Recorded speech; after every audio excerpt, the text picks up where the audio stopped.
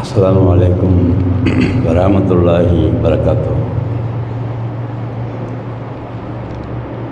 இன்னல் ஹம்தலில்லாஹ் நஹ்மதுஹு வ நஸ்தஈனுஹு வ நஸ்தக்ஃபிருஹு வ நு'மினு பிஹி வ நதவக்கல் அலைஹி வ நஊது பில்லாஹி மின் ஷுரூரி அன்ஃபுஸினா வ மின் ஸய்யிஆத்தி அமாலினா. மன் யஹ்திஹில்லாஹு ஃபலா முதில்ல லஹு வ மன் யுத்லில் ஃபலா ஹாதிய லஹு. வ அஷ்ஹது அன் லா இலாஹா இல்லல்லாஹு வஹ்தஹு லா ஷரீக லஹு வ அஷ்ஹது அன்ன முஹம்மதன் அப்துஹு வ ரசூலுஹு அம்மா பஅத்.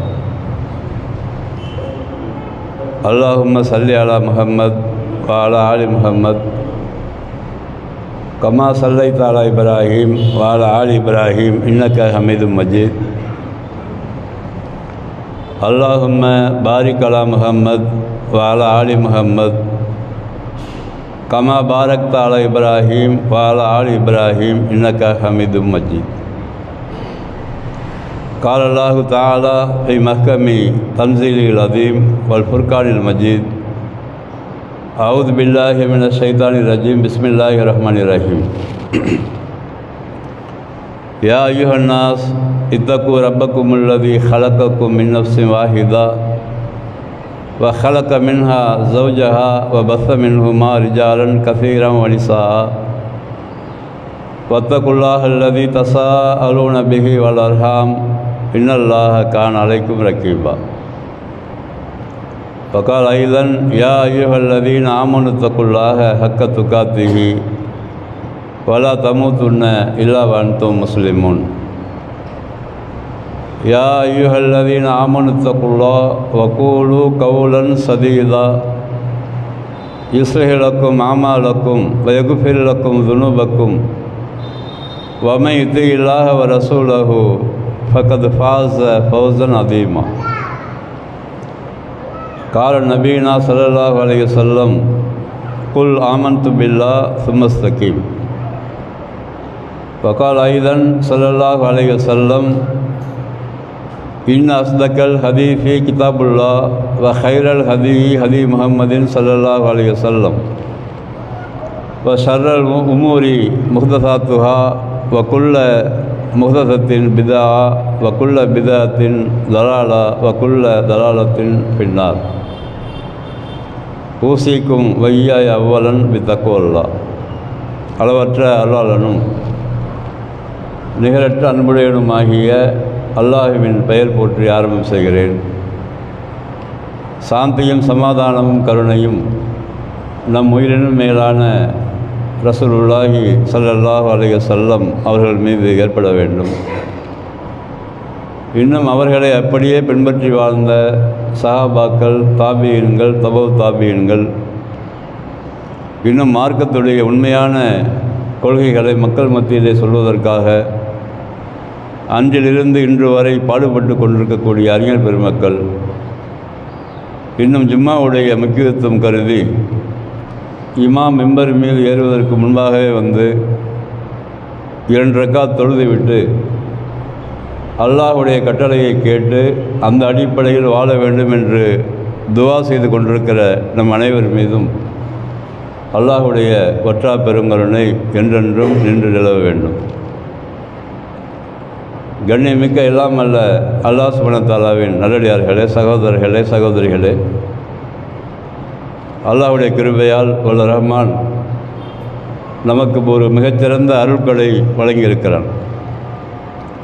அது என்ன அருள்கொடை என்றால், ஃபலவுலா ஃபதுலுல்லாஹி அலைக்கும் வரஹமத்துஹு லகுன்தும் மினல் ஹாசிரீன்.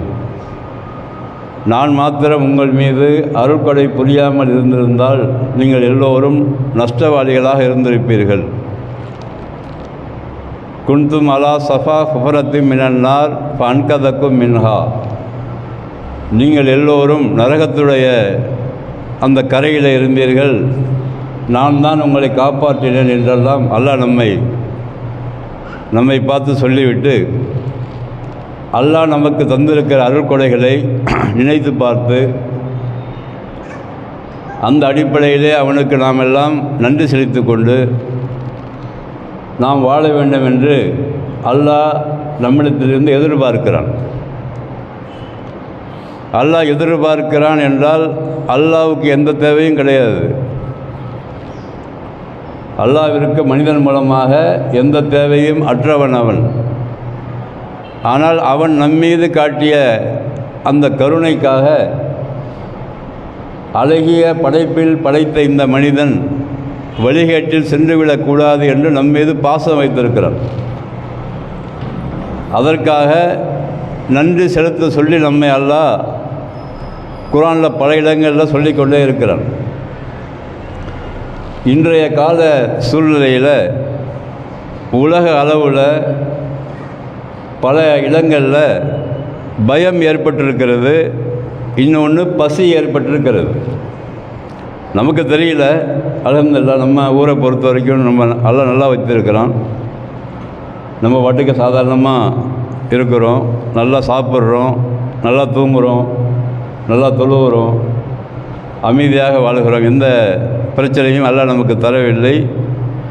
அதனால் உலக அளவில் நடக்கிற பல விஷயங்கள் பல பேர்களுக்கு தெரியாமல் இருக்கலாம். ஏனென்று சொன்னால் ஒரு நாட்டை சேர்ந்த ஒருவன் மற்ற நாட்டை தாக்குகிறான். மற்ற நாட்டை சேர்ந்தவர்கள் எல்லோரும் கூடிக்கொண்டு தாக்குகிறார்கள். மனித இனங்கள் அதன் காரணத்தினால பசியாலும் பயத்தாலும் வாடுகிறது. நம்ம டெய்லி நியூஸில் பார்க்குறோமே இல்லையா? இதுக்கெல்லாம் என்ன காரணம் என்று அவரவர்களுக்கு தெரிந்த அறிவை கொண்டு சிந்திக்கிறார்கள். அவன் தப்பு, ஈரான்காரன் அடிக்கிறது தப்புன்னு ஒரு சாராரும், அமெரிக்காவும் இஸ்ரேலும் அடிக்கிறது தப்புன்னு இன்னொரு சாராரும், இவையே அங்கே போகிறான், இவையே எதோ தெரிஞ்சதை உளர வேண்டியதாக உட்காந்துக்கிட்டு.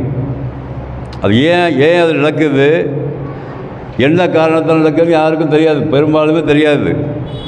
சும்மா அந்த வீடியோவை பார்க்க வேண்டியது, நியூஸை பார்க்க வேண்டியது, ஒவ்வொரு டீமாக பிரிச்சுக்க வேண்டியது. நான் ஈரான் டீமு, நான் அமெரிக்காக்காரன் டீம் அப்படின்னு சொல்லி பிரிச்சுக்கிட்டு இவங்களே சும்மா கமெண்ட் போட்டுக்கிட்டே இருக்க வேண்டியது. இதுதான் இன்றைக்கி நடப்பு. உண்மையான விஷயம் என்ன என்பது அவரவர்களுக்கு தான் அங்கே தெரியும். அந்தந்த நாட்டுக்காரர்களுக்கு என்ன நடக்குதாங்க, ஏன் இவங்க தாக்குறாங்கிறது அவங்களுக்கு தெரியும். அவங்க வெளிப்படுத்த மாட்டாங்க பெரும்பாலும் செய்திகளை எல்லாம். ஆனால் அல்லாஹ்வுக்கு சுப்ஹானஹு இதை பற்றி என்ன சொல்லுகிறான் என்பது நடக்கிற சம்பவத்தை வச்சு பார்க்கும்போது அல்லாஹ் குர்ஆனில் பேசுகிறான். இதெல்லாம் பற்றி அல்லாஹ்வுக்கு சுப்ஹானஹு எந்த ஒரு விஷயம் உலகத்தில் நடந்தாலும் அதற்கான உண்மையான காரணத்தை அல்லாஹ் பேசுகிறான். அதை தேடி எடுக்கணும் குர்ஆன்லேருந்து. அந்த தேடி எடுத்து அந்த அறிவை நாம் பெற்றுக்கொண்டால் இந்த கமாண்ட்லாம் பண்ணிட்டு உட்காந்துருக்க மாட்டோம். இந்த கமாண்டு பண்ணிக்கிட்டு இவனுக்கு ஆதரவாக அவனுக்கு ஆதரவெல்லாம் பேசிகிட்டு இருக்க மாட்டோம். ஏன்? அல்லாஹ் சுப்ஹானஹு ஏற்கனவே காரணத்தை சொல்லிவிட்டான். இந்த காரணம் தான் மெயின் காரணம். இந்த காரணத்தை மெயின் காரணமாக இருப்பதால் அந்த காரணத்திலிருந்து நீங்கள் விலகி விட்டீர்கள் என்று சொன்னால் நான் உங்களுக்கு அமைதி தருகிறேன் என்று சொல்லுகிறான். குர்ஆனில் 16வது அத்தியாயம் 112வது வசனம். அந்த வசனத்தில் தெளிவாக அல்லாஹ் சொல்லுகிறான், இந்த பசி ஏற்பட்டதற்கும் பயம் ஏற்பட்டதற்கும் காரணம் என்ன என்று சொல்லி அல்லாஹ் சொல்கிறான், தரபல்லாஹு மசலன், ஒரு உதாரணத்தை இவர்களுக்கு அல்லாஹ் சொல்லி காட்டுகிறான். கரியத்தன், ஒரு கிராமம் இருந்தது. அந்த காலத்தில் அல்லாஹ் ஒரு கிராமத்தை பற்றி பேசி அல்லாஹ் சொல்லுகின்றான், நான் ஒரு கிராமத்தை பற்றி சொல்லுகிறேன், அந்த கிராமத்தை உதாரணமாக சொல்லுகிறேன். அது எப்படி இருந்தது? கானத் ஆமினத்தன் முத்மஇன்னத்தன், அந்த கிராமம் ரொம்ப அமைதியாக இருந்தது, ரொம்ப பாதுகாப்பாக இருந்தது, நல்லா வசித்து கொண்டிருந்தார்கள். யாத்திகா ரிசுக்குஹா, அந்த கிராமத்திற்கு அல்லாஹ் ரிசுக்கை வாழ்வாதாரத்தை கொடுத்து கொண்டே இருந்தான். அது எப்படி கொடுத்து கொண்டிருந்தான்? ரகதன் மின் குள்ளி மக்கானின், எல்லா இடங்களிலிருந்தும் தாராளமாக பொருளாதாரத்தை கொடுத்து வாரி வாரி வழங்கி கொண்டே இருந்தான் அந்த கிராமத்துக்கு. எந்த கிராமம் என்று அல்லாஹ் சொல்லலைங்க, அது நமக்கு அவசியம் இல்லை. மாறாக அல்லாஹ் சொல்ல, ஒரு கிராமத்தை உங்களுக்கு உதாரணமாக சொல்கிறேன். அந்த கிராமம் எப்படிப்பட்ட கிராமம் அது என்று சொன்னால், மிகவும் அமைதியான கிராமம் அது. அந்த கிராமத்துக்கு வாழ்வாதாரத்தை பல வகையில் நான் கொடுத்தேன். எல்லா புறத்திலிருந்து கொடுத்து கொண்டே இருந்தேன். அப்படி கொடுத்து கொண்டு இருக்கும்போது அவங்க என்ன பண்ணாங்க? நன்றி செலுத்தணுமா இல்லையா? நன்றி செலுத்தாமல் இப்போ கஃபரத் பில் அன்னுமில்லா, அல்லாஹ்வுடைய அருள்கொடையை அவர்கள் மறுத்து கொண்டே வாழ்ந்தார்கள். அல்லாஹ் கொடுக்குறான் பல பக்கத்துலேருந்து, நிம்மதியாக வாழ்கிறாங்க, பயம் இல்லாமல் வாழ்கிறாங்க. அதுக்கு நன்றி செலுத்தாமல் அல்லாஹ்வை நிராகரித்து விட்டு அல்லாஹ் தந்த அருள்கொடையை மறந்து விட்டு அவர்கள் வாழ்ந்தார்கள். அதன் காரணத்தினால அதாக்கல்லாஹு லிபாசல் ஜூயி வல் ஹவுஃபி, அவர்களுக்கு நான் பயத்தாலும் இன்னும் பசியாலும் அந்த ஆடையை நாம் அணிவித்து விட்டோம், சுவைக்க செய்து விட்டோம் அப்படிங்கிற அல்லாஹ் சொன்னது.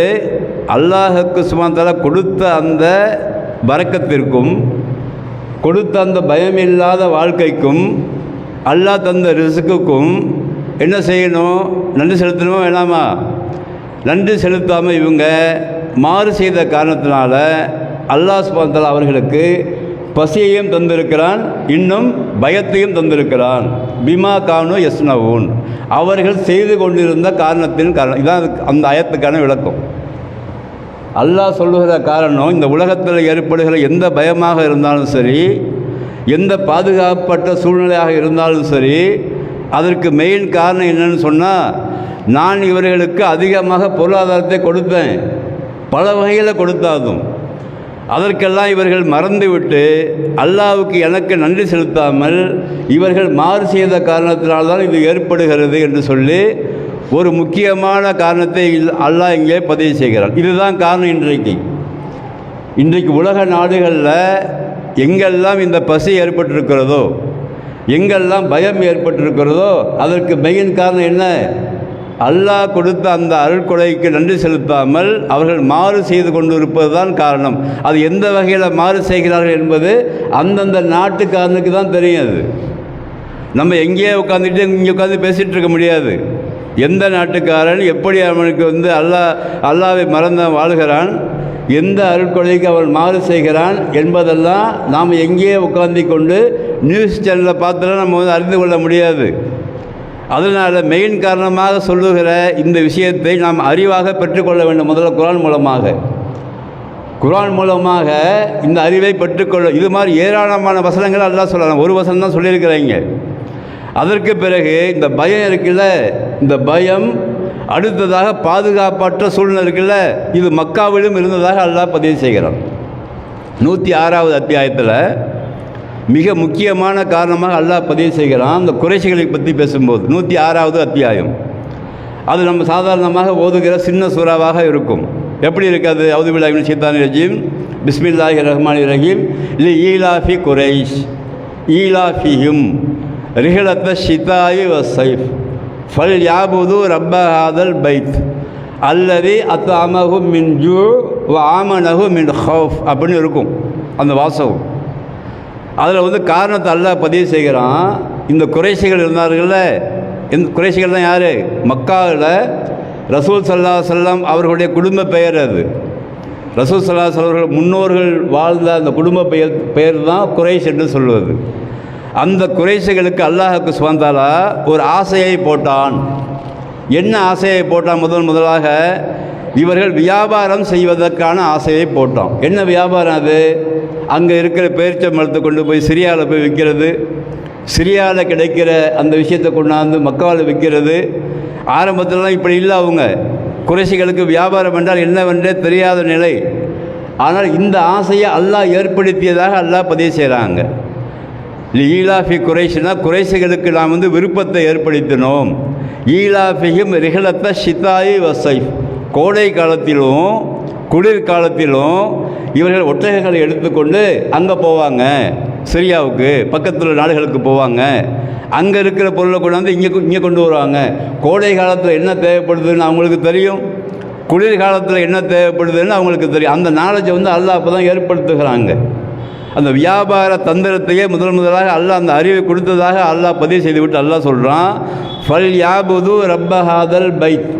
இந்த காரணத்தினால வியாபாரம் என்றால் என்னவென்று தெரியாத அது மாதிரி இருந்த உங்களுக்கு அந்த வியாபார விஷயத்தை நான் சொல்லி கொடுத்தேன்ல, அதற்காக நீங்கள் இந்த காபாவை ஏற்படுத்தினானே அல்லாஹ், அவனை நீங்கள் எல்லோரும் வணங்க வேண்டும். அல்லதி அத்அமஹும் மின் ஜூ, அவன் யார் தெரியுமா? அவன் தான் நீங்கள் பசியாக இருக்கும்போது உங்களுக்கு உணவு தந்தான். உங்களுக்கு பசியை எப்படி போக்க வேண்டும் என்று தெரியாமல் இருந்தீங்கள்ல, அதனால் வியாபார தந்திரத்தை உங்களுக்கு சொல்லிக் கொடுத்து அந்த வியாபாரம் மூலமாக கிடைக்கிற பொருளாதாரத்தை வைத்துக்கொண்டு அந்த பசியை போக்கிக் கொள்ள வேண்டும் என்று உங்களுக்கு அவன் கற்றுக் கொடுத்தான். ஆமனஹு மின் ஹோஃப், இன்னும் நீங்கள் பயந்து வாழ்ந்து கொண்டிருந்தீர்கள், எதிரிகளுக்கு பயந்து வாழ்ந்து இருந்தீர்கள். ஒரு இடத்திலிருந்து மற்ற இடங்களுக்கு போகும்போதெல்லாம் அங்கே வழிப்பறி கொள்ளைகள் இருப்பார்கள், உங்களுடைய பொருளாதாரத்தை அவர்கள் பிடுங்கிக் கொள்வார்கள். அதற்கு பிறகு அவர்கள் முரட்டுத்தனமாக உங்களை தாக்க வருவார்கள், உங்கள்கிட்ட இருக்கிற பொருளாதாரத்தை பிடுங்கி எடுத்துக்கொள்வார்கள். வலிமை உள்ளவர்கள் வலிமையற்றவர்களை தாக்குவார்கள். அது மாதிரி சூழ்நிலை தான் நீங்கள் இருந்தீங்க. ஆனால் ரஹ்மான் இந்த காபாவை ஏற்படுத்தி அதன் மூலமாக நேர்வழியை கொடுத்து அங்கே சிந்திக்க வைத்து உங்களை பயம் இல்லாத சூழ்நிலை கொடுத்தாங்க. அதற்காக நீங்கள் அல்லாஹ்வை வணங்க வேண்டும். சுப்ஹானல்லாஹ்.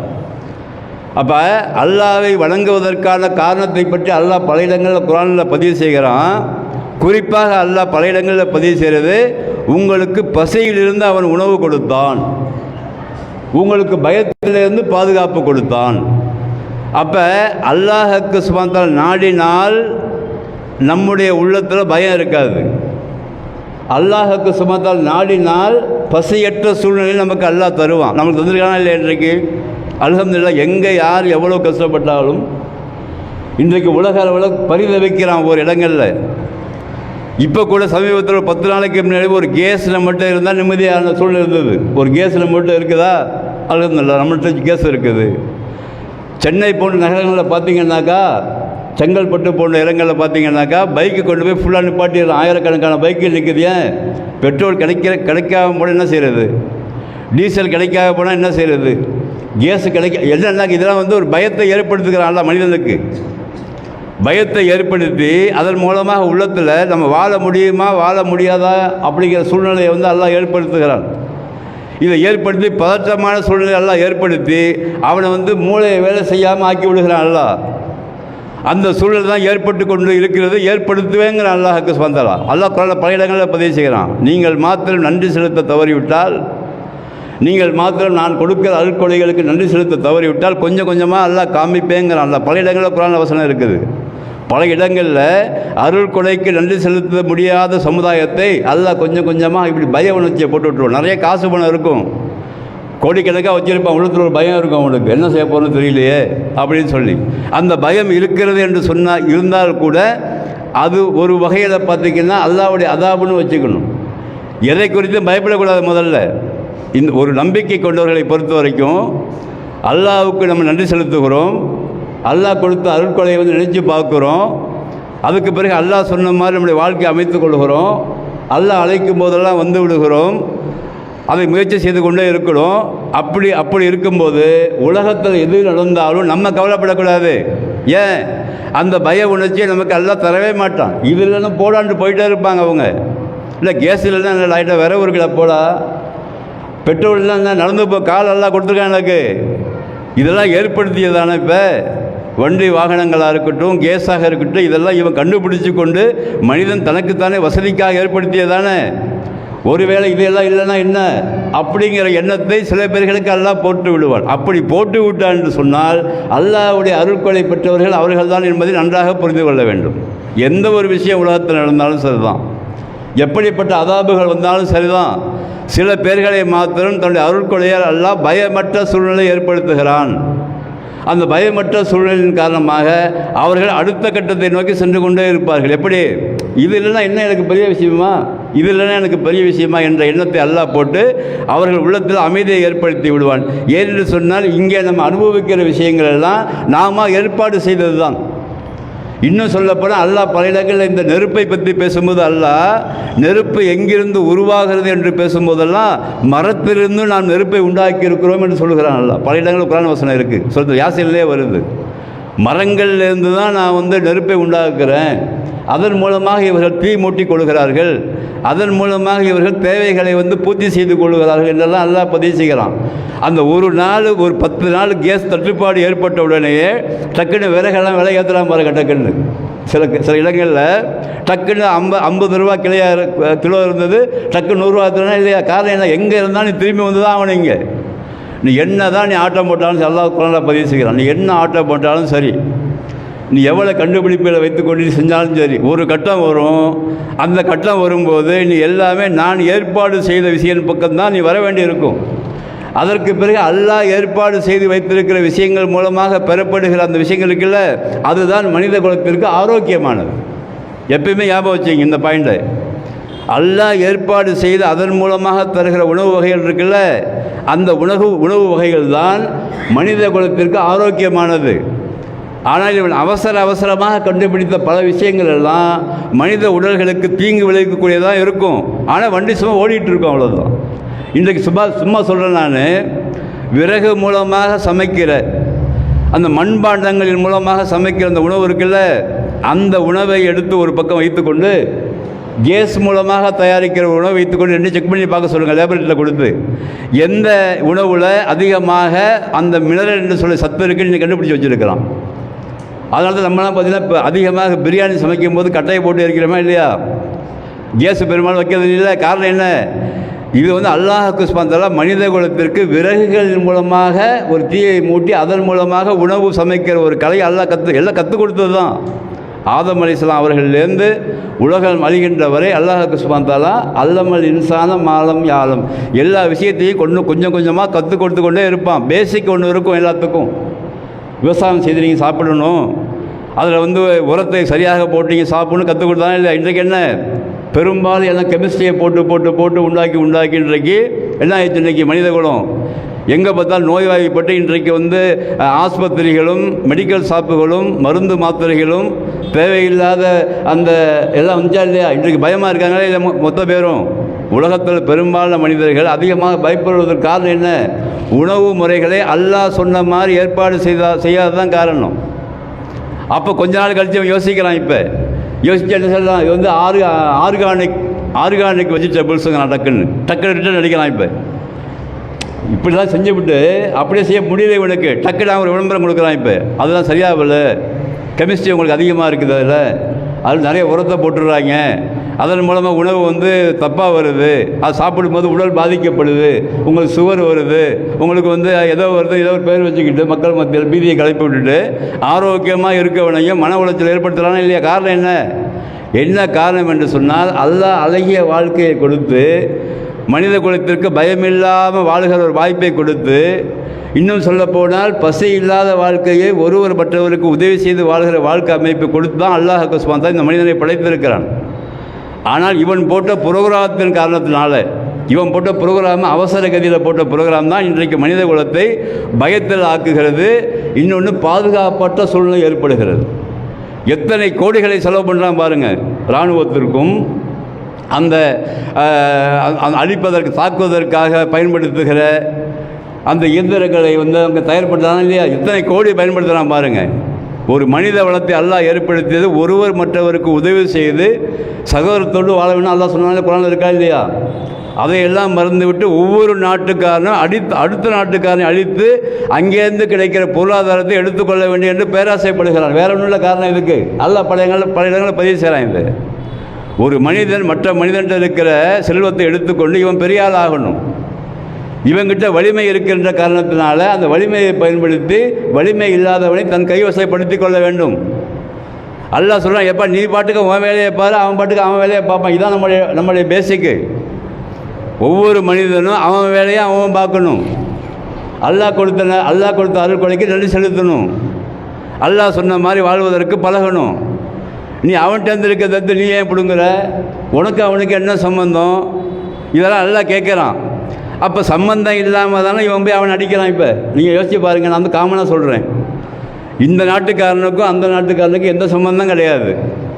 அவன் பாட்டுக்கு அவன் வாழ்கிறான், அவன்கிட்ட இருக்கிற பொருளாதாரத்தை எடுத்து அவன் பாட்டுக்கு ஏதோ வியாபாரம் செய்கிறான், அவன் சாப்பிட்றான், அவன் ஒரு கொள்கையை பரப்புகிறான், அவன் பாட்டுக்கு வாழ்ந்துட்டு இருக்கிறான். நீ பாட்டுக்கு உன் வேலையை பார்க்க வேண்டியதானே? இவன் என்ன செய்கிறான்? அவன் அப்படி இருந்துடக்கூடாது. அவன்கிட்ட வந்து பொருளாதாரம் இருக்குது, அவன்கிட்ட எண்ணெய் வளம் இருக்குது. அந்த எண்ணெய் வளத்தை கொண்டு வந்து நம்ம நாட்டில் வச்சுக்கிட்டாக்க அவன் தாழ்ந்துருவான். அப்போ அவன் கண்ட்ரோல் இல்லாமல் கொண்டு வந்துடுவான். இது விளங்காம தான் இன்றைக்கு சண்டை நடக்குது. வேறு இல்லை. அல்லாஹ் சொல்கிற காரணம் இதுதான். அல்லாஹ் சொல்கிற காரணம் என்னது? நீ பாட்டுக்கு அவன் வேலையை பாருப்பா, அவன் பாட்டுக்கு அவன் வேலையை பார்க்கட்டும். நான் வந்து பூமியில் வந்து ஒவ்வொரு இடங்களுக்கும் ஒவ்வொரு அருட்கொலையை வழங்கியிருக்கிறேன். உதாரணமாக இப்போ இந்தியா இருக்குன்னா இந்தியாவில் ஒரு அருட்கொலையெல்லாம் வழங்கியிருப்பான். ஈரான் இருக்கா, ஈரானில் ஒரு அருட்கொலையை வழங்கியிருப்பான். இலங்கை இருக்கா, இலங்கையில் ஒரு அருட்கொலையை வழங்கியிருப்பான்.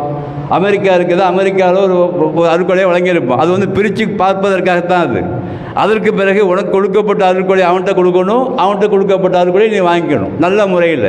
டீலுக்கு தான் வியாபாரம். வியாபாரம் என்பது ஒன்றை கொடுத்து இன்னொன்றை பெற்றுக்கொள்ளுதல். அது மாதிரி அல்லாஹ் வைத்திருக்கிறான். ஏனென்று சொன்னால் மனித குலம் ஒன்று மற்றொன்றோடு தொடர்போடு வாழ வேண்டும். இது தனியாக வாழ முடியாது. எந்த மனுஷன் அர்த்தம் அதுக்கு. எந்த ஒரு மனிதனும் இந்த உலகத்தில் சார்ந்து தான் வாழ்கிற மாதிரி எல்லாம் வைத்திருக்கிறான். இங்கே இருக்கிறது அங்கே கூட, அங்கே இருக்கிறத இங்கே வாங்கிக்க. நல்ல நட்புறவோடு வாழ்ந்துக்கோ. நீனும் மனுஷன்தான், அவனும் மனுஷன்தான். நீனும் ஆதமுடைய பிள்ளை தான், அவனும் ஆதமுடைய பிள்ளை தான். நான் வந்து வித்தியாசப்படுத்துவதற்காக அவனை வைத்திருக்கிறேன். நிறத்தாலும் மொழியாலும் சில அருட்கொலையாலும் வித்தியாசத்துக்காக நான் வச்சிருக்கிறேன் தவிர வேறு ஒன்றும் நீ யாரும் பெரியவன் சின்ன விளைஞ்ச கிடையாது. நீ என்ன பண்ணுற? உன்கிட்ட இருக்கிற பலத்தை பயன்படுத்தி கொண்டு அவன்கிட்ட இருக்கிற இந்த பொருளாதாரத்தை பிடுங்க பார்க்குறீங்கள? அப்போ உனக்கு யாரெல்லாம் சப்போர்ட் பண்ணுறானோ நீ என்ன பண்ணுற? அவனை ஒரு கூட்டணி போட்டு வச்சுக்கிற. வேறு ஒன்றும் நடக்கலை. இங்கே எவெல்லாம் அநியாயம் பண்ணுறானோ அநியாயக்காரனை பூரா ஒரு லைனில் வச்சுக்கிறான். இவன் வச்சுக்கிட்டு அவன்கிட்ட அந்த நாட்டில் அந்த பொருளாதாரம் இருக்கல, நான் வந்து என்கிட்ட வலிமை இருக்குது, அதனால் நான் போய் அவனை அடிக்க போகிறேன், அங்கேருந்து பிடுங்க போகிறேன். அவன் என்ன பண்ணுறான்னு இதுக்கு யார் ஆதரவு கொடுக்குறான்னு சொன்னால் இதான் ரொம்ப சிந்திக்க வேண்டிய விஷயம். இங்கே அல்லாஹ்வை மறுத்து வாழ்பவர்கள், அல்லாஹ்வை தெரியாதவர்கள், மறுமை பற்றி விளங்காதவர்கள், மறுமை வாழ்க்கை பற்றி விளங்காதவர்கள் செய்கிற விஷயம் ஒன்று. இன்னொன்று, அல்லாஹ்வை வணங்குகிறேன், மறுமையை நான் வந்து நம்புகிறேன், அல்லாஹ்ட்ட போய் நிற்க போகிறேன் நாடுகள் இருக்கான்ல, அந்த நாடுகள் இவனுக்கு ஏன் சப்போர்ட் பண்ணுறான்? அதனால் அவனுக்கு கோபம் வருது. யாருக்கு கோபம் வருது? நான் எல்லாம் உங்களுக்கு புரிய நினைக்கிறேன். ஈரானுக்காரனுக்கு ஏன் கோபம் வருதுன்னா, அவன் வந்து மறுமையை நம்பாதவன், அல்லாஹ்வை பற்றி புரியாதவன், முஸ்லீம்களுடைய எதிரி அவன், முஸ்லீம்களை வந்து கருவறுப்பதற்காக இருக்கக்கூடிய அவன். ரசூல் ஸல்லல்லாஹு அலைஹி வஸல்லம் காலத்திலிருந்தே அவன் கடைசி வரைக்கும் உலகம் அழிகிற வரைக்கும் நம்மளுக்கு எதிரியாக இருப்பான். அல்லாஹ் குர்ஆனில் பலர்களை பதிவு செய்கிறான். நீ என்ன செஞ்சாலும் அவன் எதிரியாக தான் இருப்பான். நீ வந்து அல்லாஹ்வை நம்பி இருக்கிறீல்ல, சில விஷயங்களில் கருத்து வேறுபாடுகள் இருந்தாலும் சில வேறுபாடு கருத்து வேறுபாடு இருக்கும். மசாயில் விஷயங்களில் பல விஷயங்கள்லாம் அவங்க ஆய்வு செய்த அடிப்படையில் கருத்து வேறுபாடு இருக்கும். ஆனால் அதெல்லாம் வைத்துக்கொண்டு எங்கெல்லாம் நம்ம ஒற்றுமையாக இருக்கணுமோ அங்கே ஒற்றுமையாக இருக்காமல் எதிரிக்கு நீண்ட இடம் கொடுக்கறது இவன் போய் அங்கே அடிக்கிறான். வேற ஒன்றும் இல்லை. இவன் அடிக்கும்போது டக்குனு என்ன ஆகுது? நம்மளுக்குள்ளே இங்கே ஒரு பிரச்சனை வருது. நம்மளுக்குள்ளே என்ன ஒரு பிரச்சனை? அவன் வந்து வேறு கொள்கை, இவன் வந்து வேறு கொள்கை.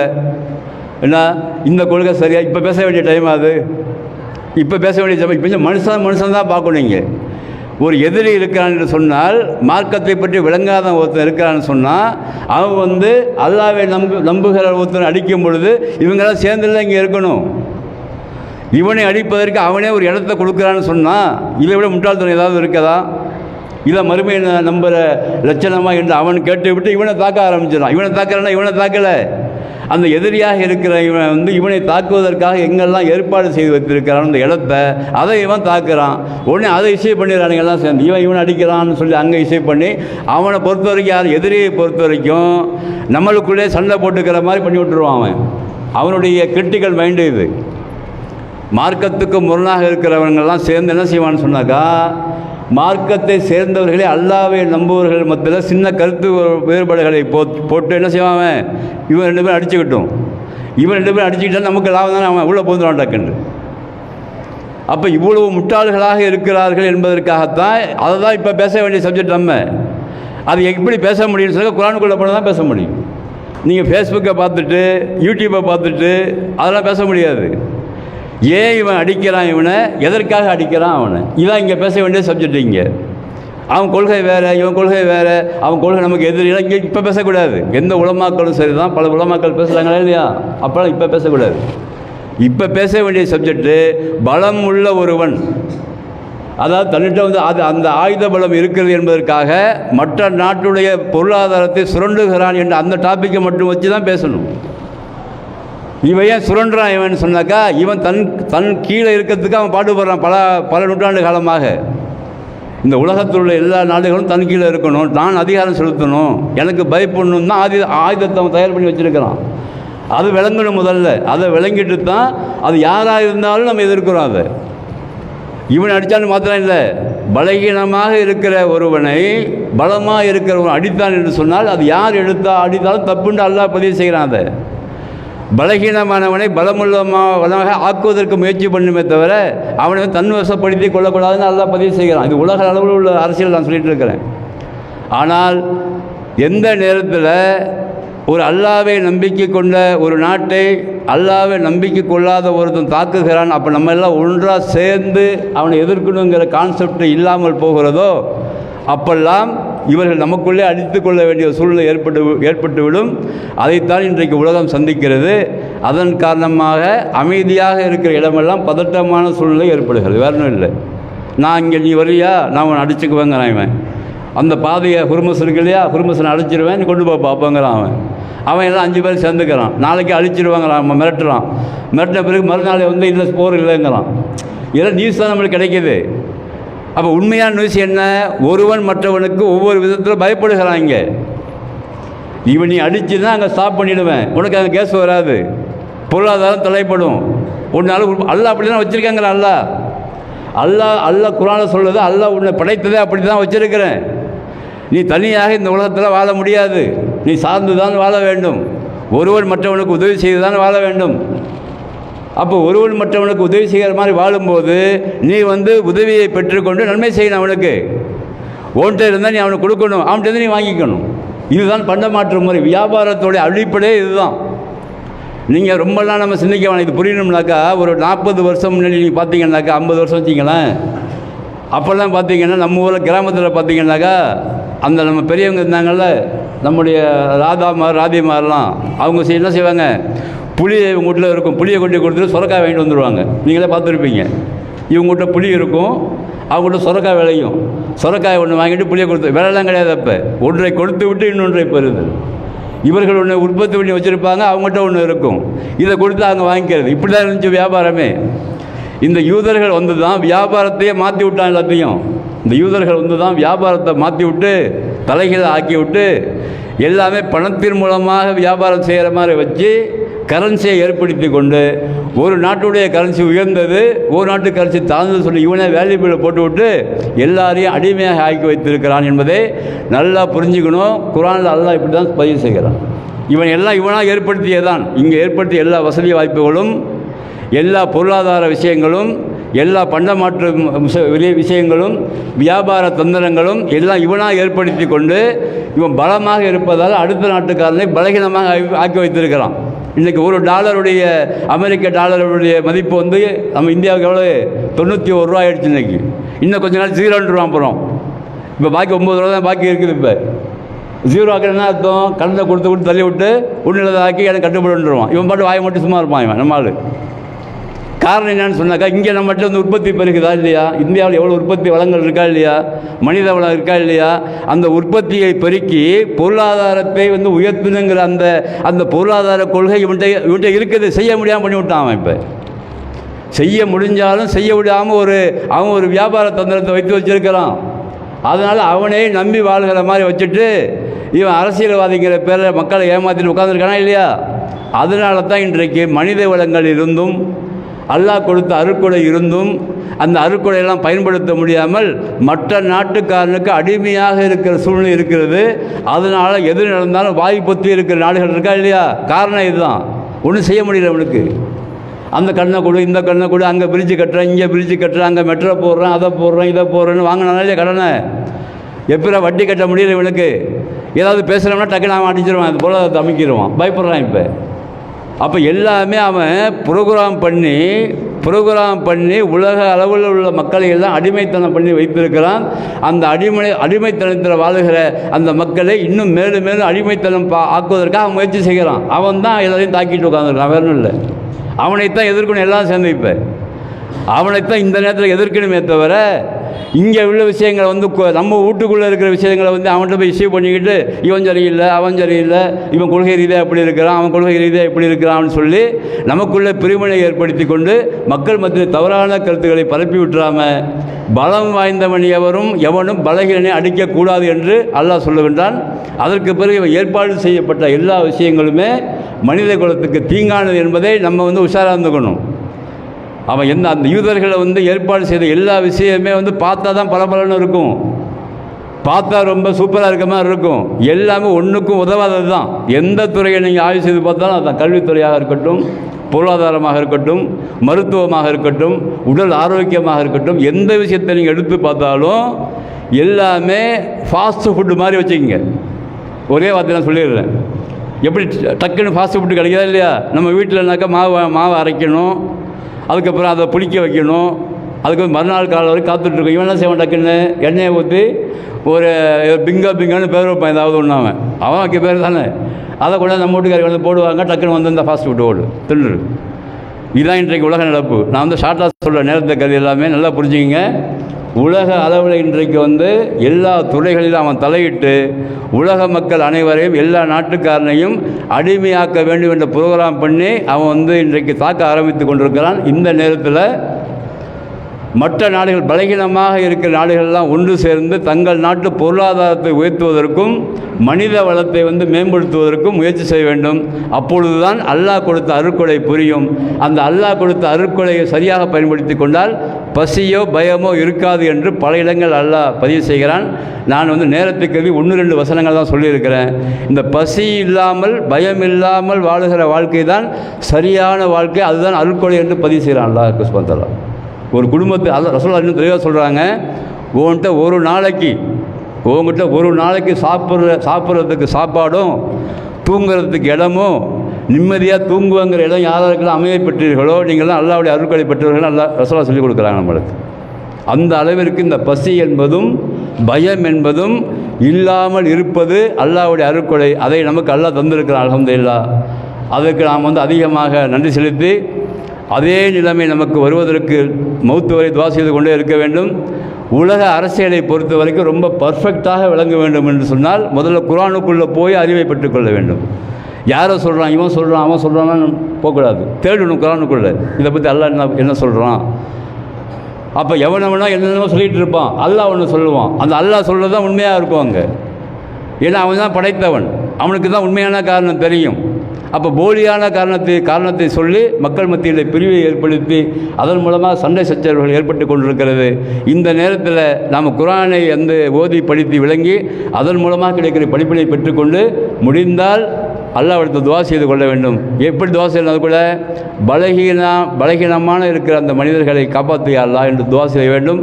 நமக்கு அதிகாரம் இருக்குமானால் அந்த அதிகாரத்தை செயல்படுத்த வேண்டும்.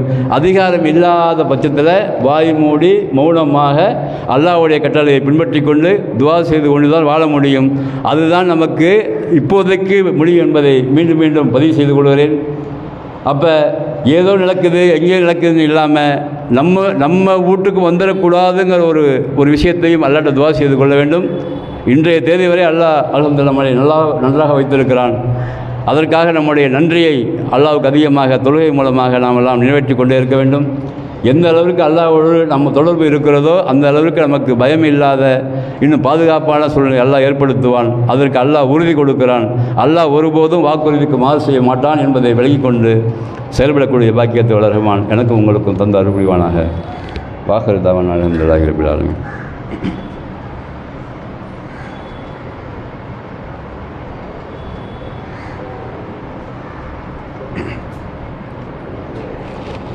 அல்ஹம்துலில்லாஹி ரப்பில் ஆலமீன் வல் ஆகிபத்து லில் முத்தகீன் வஸ்ஸலாத்து வஸ்ஸலாமு அலா ரசூலில்லாஹி ஸல்லல்லாஹு அலைஹி வஸல்லம் வ ஆலிஹி வ ஸஹ்பிஹி அஜ்மஈன். அம்மா பாத். பொதுவாக நம்ம அரசியல் பேசுகிறதில்ல பெரும்பாலும். இன்ஷா அல்லாஹ் இன்னொரு சந்தர்ப்பம் கிடைத்தால் இந்த அரசியல் என்றால் என்ன, அரசியலுடைய சட்டத்திட்டங்கள் எப்படி இருக்க வேண்டும், ஒரு நாடு என்றால் அந்த நாட்டை ஆள்வதற்கு தகுதியானவன் யார், பொதுமக்களே அந்த தலைவர் எப்படி வழிநடத்த வேண்டியவர்களெல்லாம் குர்ஆனில் பல இடங்கள் அல்லாஹ் பதிவு செய்கிறான். இன்ஷா அல்லாஹ் அதை நம்ம இன்னொரு நாளைக்கு வைத்துக்கொள்வோம். அதனால் இப்போதைக்கு இப்போதைக்கு நம்ம எல்லாம் செய்ய வேண்டியது என்னன்னு சொன்னாக்கா, எதிரியுடைய அந்த சூழ்ச்சிகள் நமக்குள்ளே வந்து விடாமல் இருப்பதற்கு குறைஞ்சபட்ச பாதுகாப்பு யார் இருக்கான்னு பார்த்துக்கணும். இப்போதைக்கு இவ்வளோ தான் பாயிண்ட் உங்களுக்கு எல்லாருக்கும். எனக்கு சொல்லிக்கிறேன், உங்களுக்கு சொல்லிக்கிறேன். எல்லாமே சாக்கடை தான். இப்போ இருக்கிற உலக அளவில் இருக்கிற எல்லா அரசியலுமே என்ன தான்? சாக்கடை தான். எந்த ஒரு நாடோ அல்லது எந்த ஒரு அரசியலோ சுத்தமானது கிடையாது. ஆனால் இன்றைக்கு எல்லா நாடுகளும் மாட்டிக்கொண்டு தொங்குகிறது, இன்னொருத்தனை பிடிச்சிக்கிட்டு தொங்குகிறது, ஏதோ ஒரு வகையில் தொங்கு கொண்டு இருக்கிறது. அது மாதிரி நாம் வாழ்கிற நாடுகள்லேயும் இந்த கொள்கை ரீதியாக பிரச்சனை, மனித குலத்திற்கு மத்தியில் பிரிவினை பார்க்கிற விஷயங்கள்லாம் தலை தூக்கி கொண்டிருக்கிறது. அந்த பிரிவினை பார்க்கிற சக்திகள் எல்லாம் எங்கெல்லாம் ஊடுருவுகிறதோ அங்கெல்லாம் மனிதனுக்கும் சண்டையை தூண்டி விடுகிறது. அதனால் குறைஞ்சபட்சமாக நம்ம சிந்திக்க வேண்டியது இப்போ அரசியலில், இந்த அரசியல் சிந்திக்கணும். இப்போ சாக்கடை தான் எல்லாமே. ஆனால் அந்த சாக்கடையாக இருந்தாலும் இப்போதைக்கு கொஞ்சமாக நம்மை, அது ஒரு 0.5%, 99.99% அல்லாட்ட தான் பாதுகாப்பு தேடணும். அந்த அரசியல் எங்கேயுமே கிடையாது. இப்போ அல்லாஹ் சொல்லுகிற அரசியலோ, ரசூல் ஸல்லல்லாஹு அலைஹி வஸல்லம் சொல்லி காட்ட அரசியலோ, சஹாபாக்கள் வாழ்ந்து காட்டிய அரசியலோ ஒரு 0.5% கூட எங்கேயுமே கிடையாது. இப்போ நம்ம என்ன செய்கிறது? அப்போ நம்ம கொஞ்சமாக ஒரு ஒரு பொந்துக்குள்ளே போய் பூந்துக்கிற மாதிரி நம்ம நிலைமை இன்றைக்கி இருக்குது. இவன் உள்ளே பூந்துருவானோ, பூந்து இன்னும் கொஞ்சம் நம்மளை இல்லாமல் ஆக்கிடுவானாங்க ஒரு சின்ன பயம் இருப்பதனால அதையெல்லாம் யோசித்து பார்த்து இந்த அரசியலில் நம்ம சரியான ஒரு விஷயத்தை நம்ம வழங்க வேண்டும். இன்றைக்கு பார்த்திங்கன்னாக்கா இன்னும் மோசமாக போய் கொண்டிருக்குது அரசியல். எந்த அளவுக்குன்னா ஒரு 50 வருஷத்துக்கு முன்பாக பேசிய அந்த தலைவர்களுடைய பேச்சையும் இன்றைக்கி ஓடி உழுது சாகுறான், போய் பின்னாடி ஓடுறான், கலந்து என்ன எதுக்கு ஓடுறான்னு தெரியும், ஆம்பளை மொழி ஓடுறான் பிடிச்சி. பார்த்தாக்கா நம்மளுக்கே ஒரு கேவலமாக இருக்குது. ஆண்களையும் பெண்களையும் ஆதமுடைய பிள்ளைகளாக இவங்களான்னு சொல்லி அந்த அளவிற்கு இந்த அரசியலுடைய இந்த ட்ரெண்டையே மாற்றி வைத்து கொண்டு உலா வருகிற சூழ்நிலாம் இருக்குது. ரொம்ப ரொம்ப ஜாக்கிரதையாக நாம் எல்லாம் இருக்க வேண்டும். குறைஞ்சபட்ச ஒரு சின்ன பாதுகாப்பை கருதி மனிதர்களுக்கு மத்தியில் இந்த மதத்தின் மூலமாக பிரிவினை ஏற்படுத்தி ஒருவர் மற்றவருக்கு மத்தியில் அடித்து கொள்ளுகிற சூழ்நிலை இல்லாமல் இருக்கிற யாராவது இருக்கிறார்கள் என்று பார்த்து அதற்கு ஆதரவு தெரிவிக்க வேண்டும் என்பதையும் இந்த நேரத்தில் சொல்லிக் கொள்கிறேன். அதற்கு பிறகு நம்முடைய அக்ஸா பள்ளியில் புதிதாக இந்த பெண்களுக்காக அந்த ஆலிமா கோர்ஸ் ஆரம்பிச்சிருக்கிறோம். இது வரைக்கும் 5 மாணவிகள் அட்மிஷன் பண்ணியிருக்கிறாங்க. இந்த வருஷம் புதுசாக ஆரம்பிச்சிருக்கு. அடுத்த வருஷம் வரைக்கும் 1 வருஷம் கோர்ஸ் இன்ஷாஅல்லாஹ். உங்கள் வீட்டில் பிள்ளைகளே அதில் சேர்த்துக்குங்க. 8th ஸ்டாண்டர்ட் படித்தாக பாஸ் பண்ணிட்டா போதும். குர்ஆன் ஓத தெரிஞ்சால் நம்ம அதை எப்படி அட்ஜஸ்ட் பண்ணி கொண்டு வந்துடலாம். குர்ஆன் ஓத தெரியவில்லை என்று சொன்னாலும் குர்ஆனை ஓதுவதற்காக தனியாக உஸ்தாது போட்டிருக்கிறோம். இப்போ இந்த வருஷம் பெண்கள்லேயே அவங்க அவங்களுக்கு கற்றுக் கொடுத்து இந்த ஆலிமா கோர்ஸ் சேர்த்து விட்டுருவாங்க. ஏன் இதெல்லாம் நம்ம சொல்கிறோன்னு சொன்னாக்கா, இன்றைய கால சூழ்நிலை இளைஞர்கள் ஆண்கள் பெண்கள் வெளியில் சென்றாக்கா மார்க்கத்துக்கு முரணாக நிறையா விஷயங்கள் இருந்தால் அதில் பாதிக்கப்பட்டு விடுகிறார்கள்.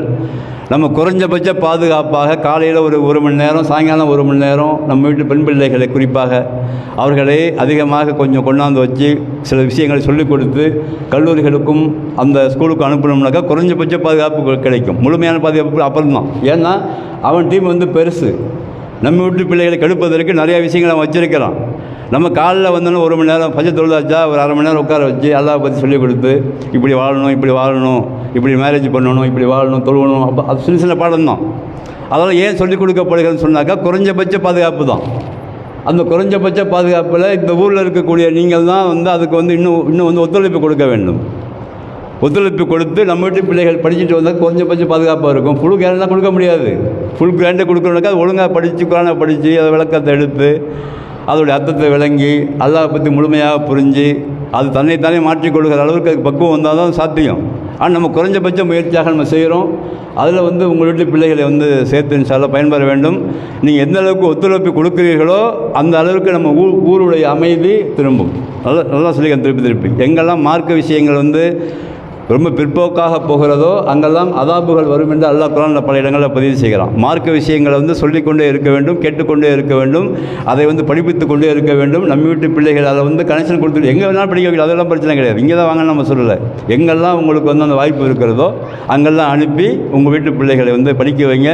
இங்கே நாங்கள் சொல்லிக் கொடுக்குற பாடம் என்னக்கா முழுக்க முழுக்க குர்ஆனிலிருந்து ஹதீஸில் மாத்திரம் சொல்லிக் கொடுப்போம்.